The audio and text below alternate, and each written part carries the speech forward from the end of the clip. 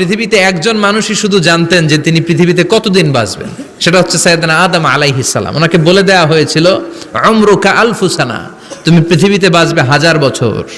কয় বছর? সাইয়েদনা আদমের সামনে অনেকগুলো রুহু রাখা হলো। সাইয়েদনা আদম বললেন, এরা কারা? আল্লাহ বললেন, এরা হচ্ছে নাসালুক, তোমার বংশধর, পৃথিবীতে তোমার পর এরা পৃথিবীতে আসবে। সাইয়েদনা আদম বললেন, আল্লাহ ওই যে একটা রুহু দেখা যায়, এটার নাম কি? আল্লাহ বললেন, হাদা ইবনুকা দাউদ, এটা তোমার ছেলে দাউদ, সে দুনিয়াতে নবী হয়ে আসবে, তার ছেলে সুলাইমানও নবী হয়ে আসবে। সাইয়েদনা আদম বললেন, মাবুদ, আমার ছেলে দাউদের কত বছর হায়াত আপনি দিয়েছেন? আল্লাহ বললেন, 40 সানা, মাত্র 40 বছর, 4 ইয়ার্স, 40 বছর তোমার ছেলেটা বাঁচবে। ও আল্লাহ, আমি বাঁচবো কয় বছর? তুমি বাঁচবা 1000 বছর। সুবহানাল্লাহ।